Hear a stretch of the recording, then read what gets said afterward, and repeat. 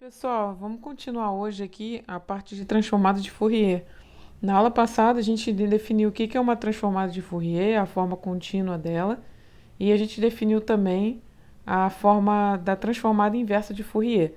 E aí a gente viu que para determinadas funções, a gente tem uma função no tempo e a gente consegue transformar ela como se fosse um analisador em uma função em termos de frequência. E a transformada inversa, a gente transforma uma função em termos de frequência em uma função em termos do tempo. Então a gente consegue transformar funções de um espaço para o outro.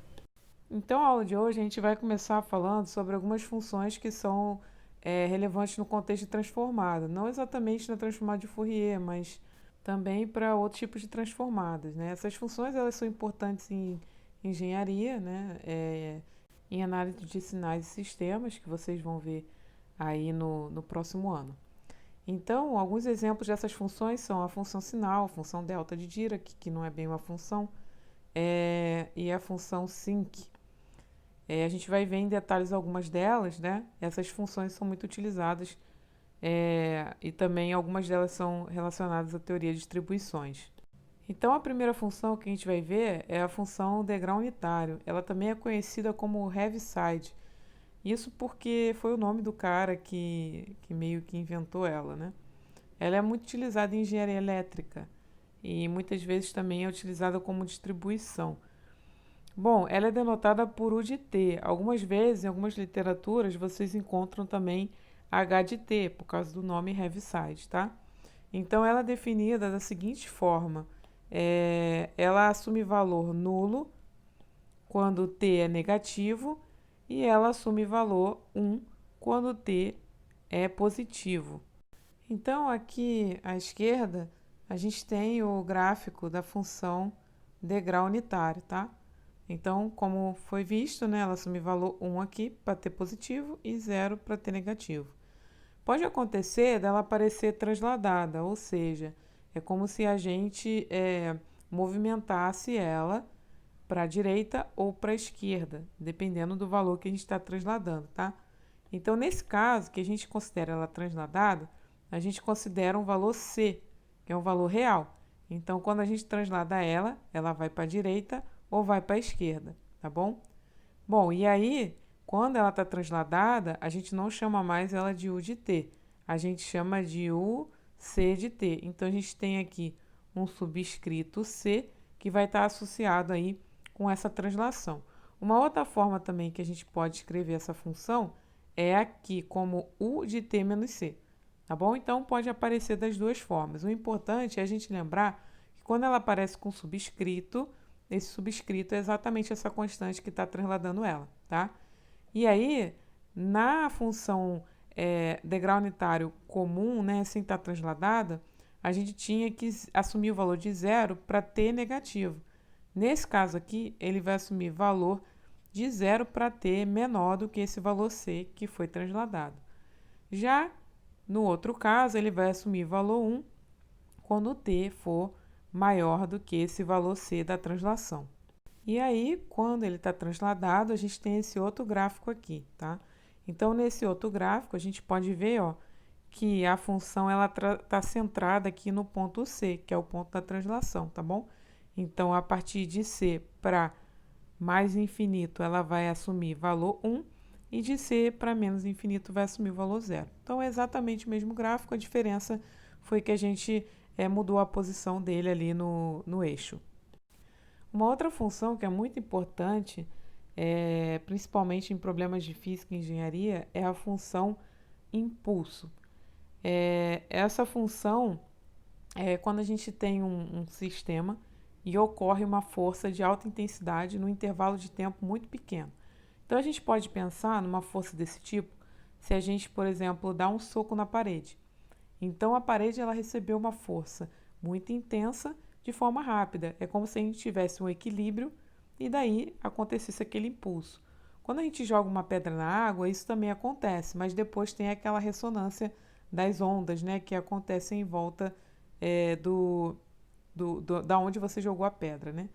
Mas sempre que a gente pensa numa força, né, eu dei um grito, então a gente teve ali uma amplitude naquele grito no intervalo pequeno de tempo. Então, esse tipo de coisa é chamada de impulso, tá? Então, a função impulso, ela é denotada por esse delta aqui, delta de tal, da variável t, que vai ser 1 sobre 2 tal, quando t está no intervalo de menos tal a tal, e 0 quando t está fora desse intervalo aí. Então, tanto para depois quanto para antes, tá? Então, esse tal aqui é uma constante que, dependendo do valor que ele assumir, esse pulso ele vai ter uma intensidade maior ou menor. Então, se a gente pega valores muito grandes de tal, essa fração aqui, ó, a gente vai ter 1 sobre uma coisa muito grande. Então, isso quer dizer que o nosso impulso vai ser menorzinho.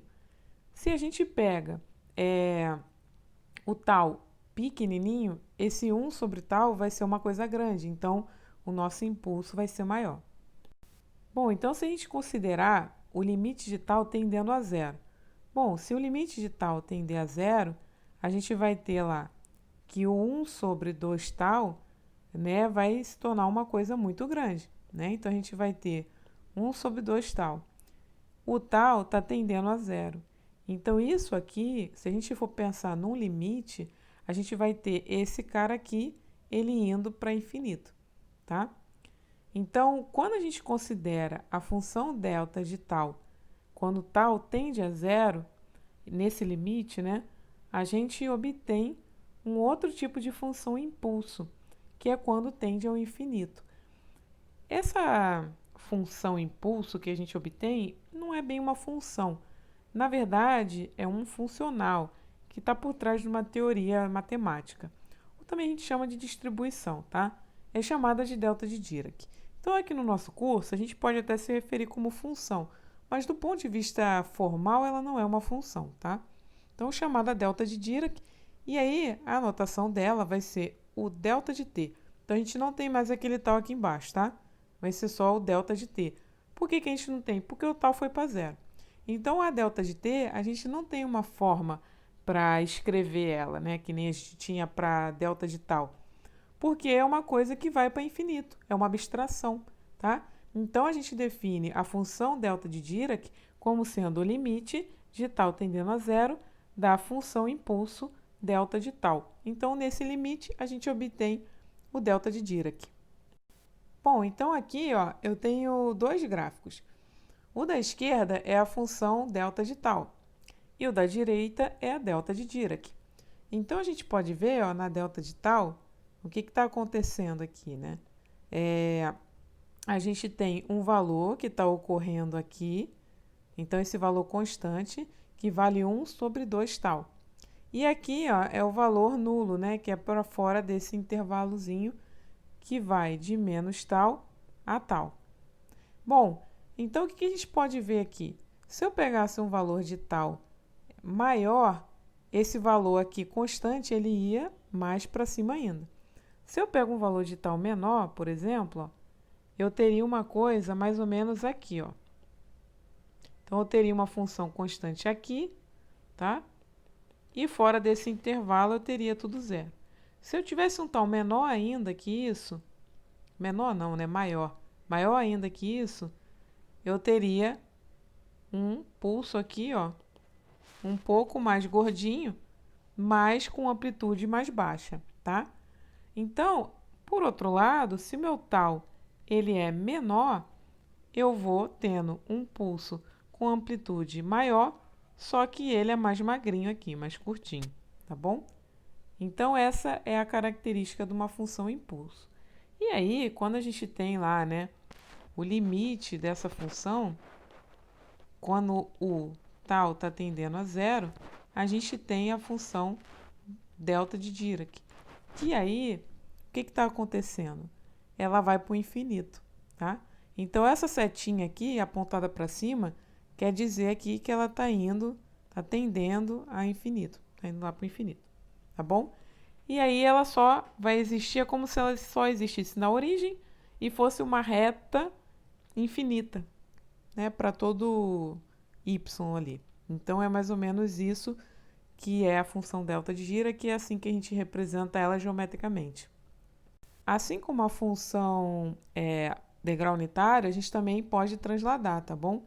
Então, se a gente transladasse, por exemplo, aqui a delta de Dirac, a gente transladasse, né, para a direita, a gente teria aqui uma setinha partindo desse ponto C. Se eu tivesse transladado para a esquerda, eu teria o delta de Dirac aqui partindo do menos C, tá bom? E aí, se a gente quisesse fazer isso, a gente poderia denotar como delta de t menos c, em que c é esse valor que a gente está transladando. Bom, a terceira função que a gente vai ver é a função sinc, que é uma abreviação de sine cardinal. Tá? Essa função ela é definida pelo seguinte: ela vai ser 1 se t igual a zero, então está aqui, ó, nesse pontinho aqui, e ela vai ser seno de t sobre t se o t for diferente de zero. Tá? Então, basicamente, a gente tem a função 1 sobre t que multiplica o seno de t. O seno de t, a gente sabe que é uma função limitada, né? Então, ela fica variando toda a vida ali entre menos 1 e 1. E 1 sobre t é uma função que ela decresce. Então, a gente acaba obtendo um gráfico desse tipo aqui. A gente tem uma oscilação que vai decrescendo à medida que a gente se afasta da origem, tá certo? Então, quando a gente se afasta ou para a esquerda ou para a direita, essas oscilações vão diminuindo e se aproximando de zero. Então, essa é a função sinc de t. Essa função, ela também pode ser definida da seguinte forma, né? 1 também quando t for igual a zero, ou, ao invés de seno de t sobre t, existem formulações dela que é seno de πt sobre πt, tá? Então, depende muito da área de aplicação, tá? É outra forma de definir ela também. E aí, essa função ela tem algumas propriedades e ela tem uma relação com uma outra função que a gente vai ver depois. Ela é uma distribuição e é bastante utilizada em aplicações da engenharia também. Para finalizar as nossas funções, nós não vimos todas, mas vimos aí as mais importantes. Temos a função boxcar. Nem sempre a gente chama ela desse nome, tá? Ela tem diversos nomes aí. Função retangular, função janela, função vagão e também tem quem chame ela de função impulso. Se a gente olhar o gráfico dela, ela se assemelha com a função impulso, né? Então, eu vou botar aqui, ó, função impulso. Só que é impulso o quê?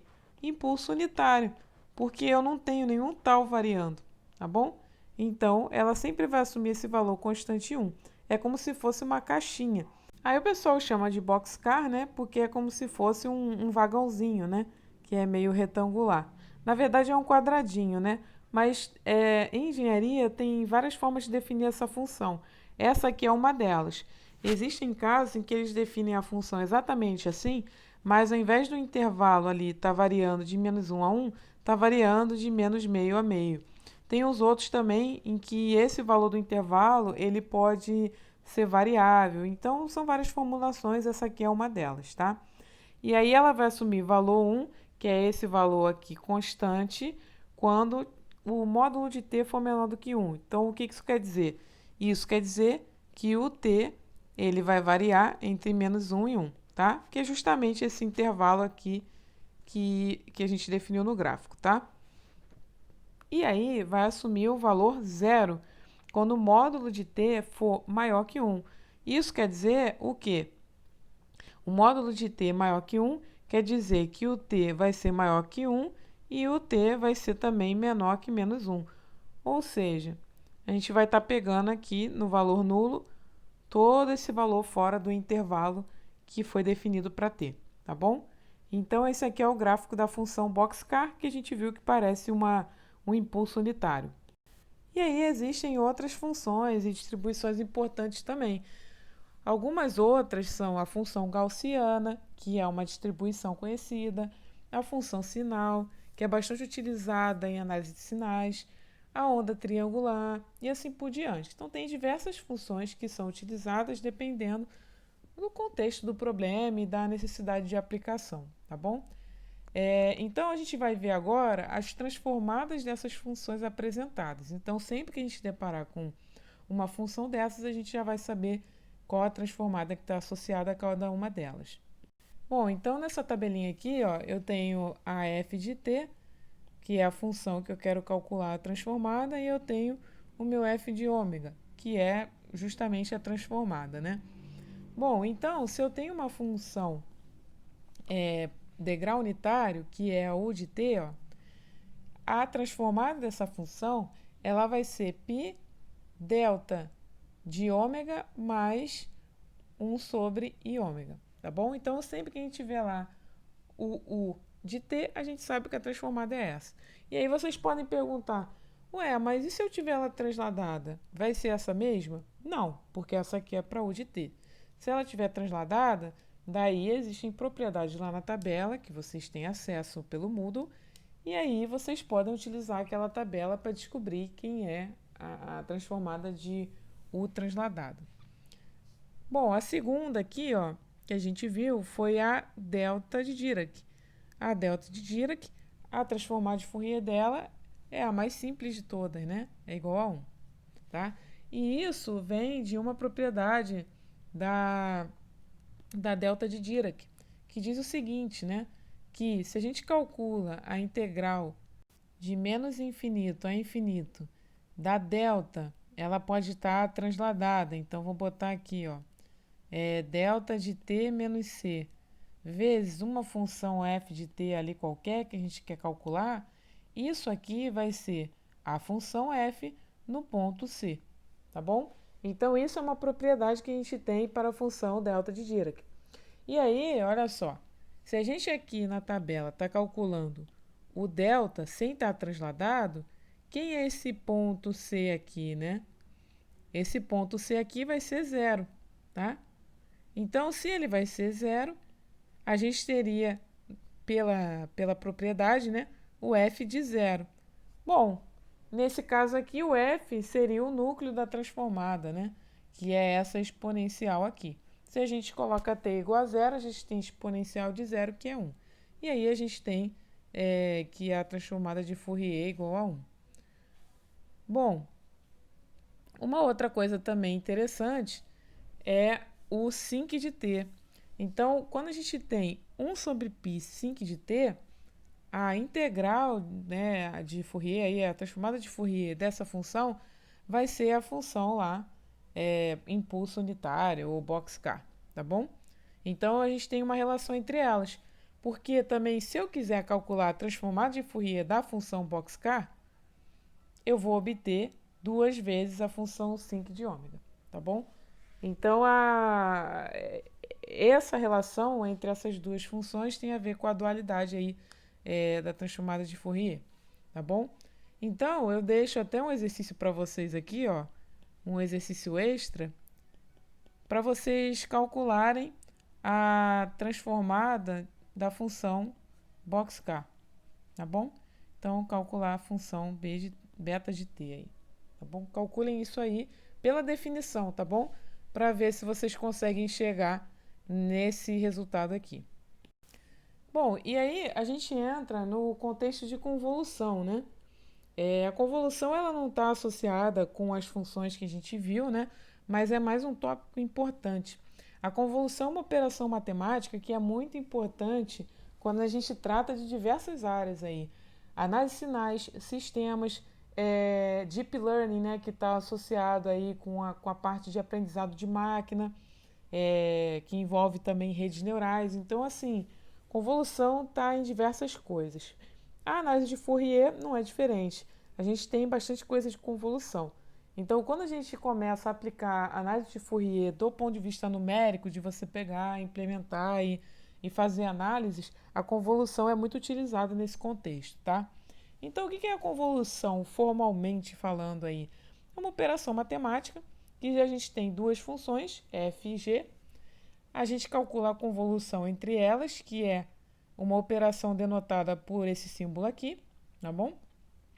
A gente vai ter uma integral de menos infinito a infinito de f de tal, g de t menos tal, dt, tá? Então, essa integral aqui é a nossa definição aí de convolução. O que a gente pode ver, né? Bom, a variável que a gente está integrando é tal, tá bom? Isso porque vocês podem ver que a gente tem t e tal dentro da integral. Então, se a gente tem duas variáveis dentro da integral e a gente está integrando em uma delas, então o resultado dessa integral vai ser uma função na variável que a gente não integrou. Então, isso aqui, no fundo, vai ser uma função aí, vou botar, vai ser um h que depende de t, na hora que a gente calcular isso aí, tá?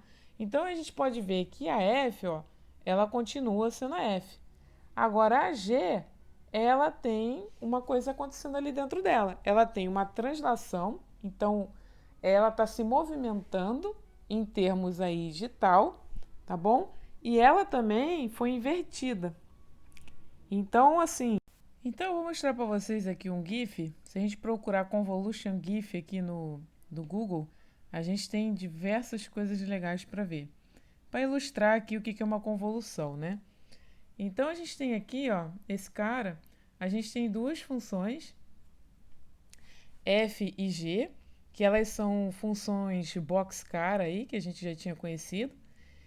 E aí, ó, quando uma fica parada, aquele t menos tal, ela mexe a outra, tá vendo? Então, essa vermelha é a que tá com t menos tal. A gente pode até ver aqui, ó, t menos tal. E a azul é a f de tal, que é a que está parada. Então, basicamente, uma fica parada e a outra passa por ela, como se fosse um filtro. E aí, o resultado disso, ó, é essa função aqui, ó, essa função triangular aqui que está aparecendo, tá? Então, a gente vai multiplicar uma função por outra, em uma função em movimento, e essa função resultante vai ser o cálculo da área dessa área que está em amarelo aqui, a área sobre a curva que está fazendo entre essas duas funções que estão multiplicando. Então vamos ver aqui um outro exemplo. Então vamos ver aqui, ó, um outro exemplo. Vamos ver. Esse aqui é legal. Então a gente tem aqui uma convolução. A gente tem no primeiro quadro aqui a função em azul é a f de x, tá? No caso, f de t. E a função em laranja é a g de t, ó. Então a gente pode ver, isso é uma coisa interessante, essa função laranja é tipo um triângulozinho, em que o ângulo reto dela, dessa função, né, que está bem aqui, ó, ele está virado para a esquerda. Então, como que a gente faz? A gente mantém a f fixa e a g é quem a gente vai passar pela f, que vai andar. Então, primeiro, como tem um sinal negativo ali, a gente vai inverter essa g. Ó. Então, vocês podem ver aqui na parte de baixo do GIF que a gente inverteu esse triângulozinho. Agora, o ângulo reto está para o lado direito. E aí, depois, a gente começa a passear com esse triângulo aí. Então, essa área em laranja que aparece é a área que é calculada e daí a gente obtém essa função em verde, tá? Que é a função de convolução. Então, criou uma função mais altinha, é a convolução entre essas duas funções. Então, a gente sempre pode associar essa ideia de uma função fixa e a outra se mexendo. Quando a gente pensar na convolução e olhar aquela integral, é isso que acontece. Então, para finalizar nossos GIFs aqui, ó, a gente tem esse outro. Então, a gente vê que a função g ela inverteu e depois passou andando. Essa área verde é a área da multiplicação das curvas e essa função aqui que está em preto é a função que foi obtida pela convolução dessas duas funções f e g.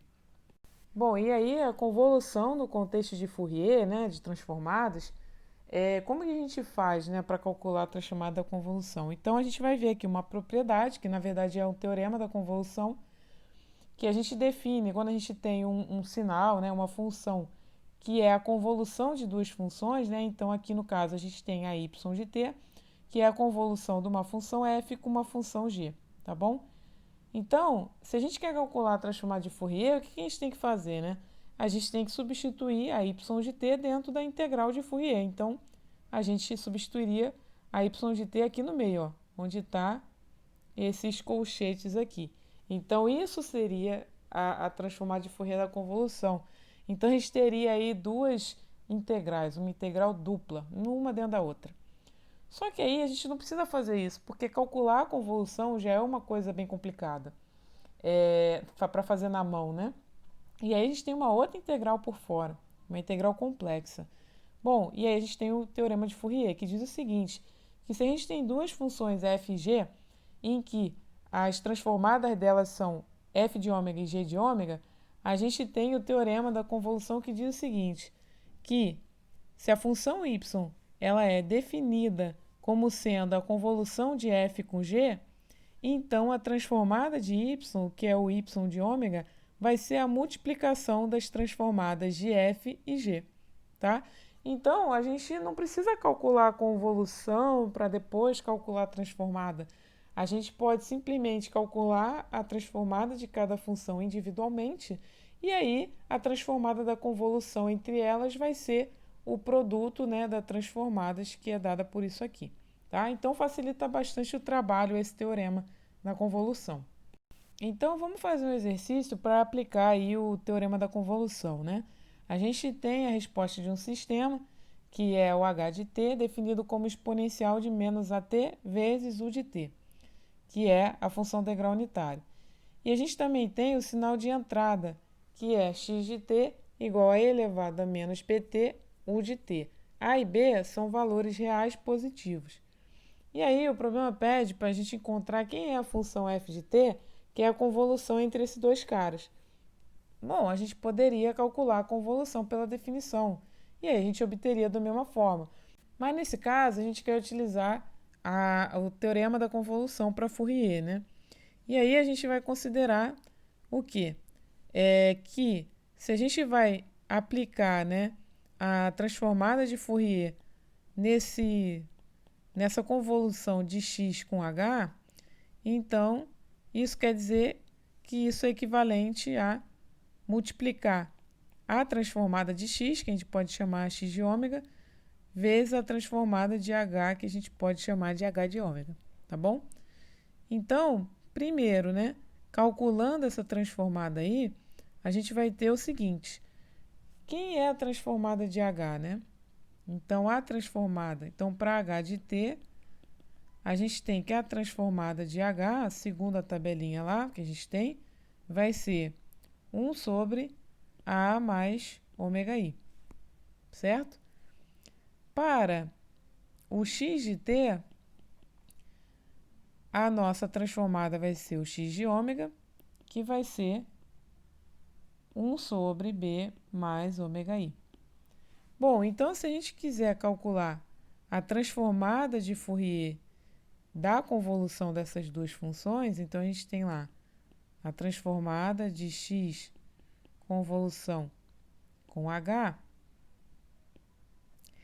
Então, isso aqui vai ser, pelo teorema da convolução, vai ser a transformada de x, que é 1 sobre b mais ômega i, vezes a transformada de h, que é a mais ômega i. Tá bom? Então, esse cara aí é a transformada de Fourier. Cheguei no final do meu exercício? Não, porque eu não quero a transformada de Fourier. Eu quero quem é a função que originou essa transformada. E aí, na aula passada, a gente viu que a função que origina a transformada a gente obtém com a transformada inversa. Então, a gente vai calcular a transformada inversa desse termo que a gente encontrou e daí a gente vai encontrar quem é essa função f de t. Bom, se a gente olhar lá na tabela, a gente vai ver que não existe nenhuma fórmula para esse cara, a multiplicação. A gente tem fórmulas para cada um separadamente, mas não para a multiplicação deles, tá? O que a gente pode fazer aqui? Lá em cálculo 2, vocês viram que quando a gente tinha um denominador de primeiro grau, a gente podia utilizar frações parciais para dividir uma fração em duas ou mais, né? E é o que a gente vai fazer aqui, a gente vai utilizar frações parciais. Então, como que a gente utiliza frações parciais, né? A gente quer que esse cara aqui, ó, b mais ômega i, que multiplica a mais ômega i no denominador, se torne um a sobre b mais ômega i, mais um b, eu não vou nem botar a, eu vou colocar c, para não confundir aqui com o a do denominador.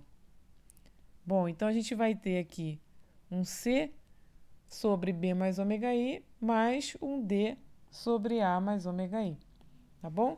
E aí, a gente multiplica, iguala o denominador, a gente vai ter o seguinte, C que multiplica A mais ômega I, mais D que multiplica B mais ômega I, sobre B mais ômega I, que multiplica A mais ômega I. Tá bom? Abrindo aquele denominador, então, denominador não, numerador. Então, vou botar aqui, ó, o numerador. A gente vai ter lá, ó, CA mais C ômega I mais DB mais D ômega I. Então, aqui, a gente pode colocar o ômega I em evidência. A gente vai ter C mais D mais CA mais DB. Então, a gente iguala o numerador agora. Esse cara todo aqui, ele tem que ser igual ao numerador da fração originária, né? Que no caso aqui, ó, é 1. Então, esse cara todo aqui tem que ser igual a 1, tá? E aí a gente vê, existe algum termo do lado direito dessa equação que tem ômega i? Não. Então, isso quer dizer que os coeficientes C mais D aqui, ó, é igual a zero. Bom, esse cara aqui, ó, é a parte que não tem ômega nenhum. Então, a gente vai ter que CA mais DB é igual a 1. E daí, a gente vai obter que o D vai ser igual a 1 sobre m menos A e o C vai ser igual a menos 1 sobre b menos A. E aí, quando a gente substitui lá na nossa fraçãozinha, né? Então, a gente vai substituir aqui e aqui, a gente vai ter que aquele cara ali que a gente quer calcular, o f de ômega, que era aquele produto de frações, vai ser 1 sobre b menos A, que multiplica 1 sobre A mais ômega i, menos 1 sobre B mais ômega i. E agora a gente sabe calcular a transformada inversa. Bom, então, calculando a transformada inversa, a gente pega a nossa tabela e calcula termo a termo, tá? Então, essa constante aí, ela vai ficar de fora, porque a constante a gente viu que a transformada é um operador linear. Bom, então, na tabela, a gente vai ter, pela tabela, né? Bom, a transformada de Fourier pela tabela dessa função aqui, ó, a gente vai ter e elevado a menos at vezes u de t. Tá? E aí a gente já teve no início do exercício, né, que a gente utilizou essa função. Já esse outro cara aqui, ó, a transformada inversa dele pela tabela vai ser, então o menos carrega, vai ser e elevado a menos bt u de t, tá bom? Bom, o que a gente pode observar aqui, né? Que existe uma constante multiplicando aqui, tá? Então, para essa constante existir aqui no contexto que a gente está calculando a transformada inversa, ela tem que aparecer aqui, ó, multiplicando todo mundo, tá bom? Então, a gente conclui que f de t vai ser igual a 1 sobre b menos a. Dá até para a gente colocar aqui o u de t, que multiplica e de menos at menos e de menos bt. Então, essa aqui é a função. A gente calculou nesse exercício a transformada, utilizamos o teorema da convolução e depois utilizamos a transformada inversa. Então, é um exercício completo aí do conteúdo que a gente viu até agora. Então, para finalizar, eu deixo 2 exercícios tranquilaços aí para vocês, que é para vocês pegarem a tabela que está lá no Moodle, tabela de transformada, e aplicar lá as propriedades que estão na tabela para vocês treinarem e obter quem são as transformadas inversas dessas funções aí. Essas funções, elas não estão definidas na tabela, então vocês vão ter que procurar propriedades na tabela para que seja possível determinar quem são as funções que originaram essas transformadas. Tá bom? Então, até a próxima aula.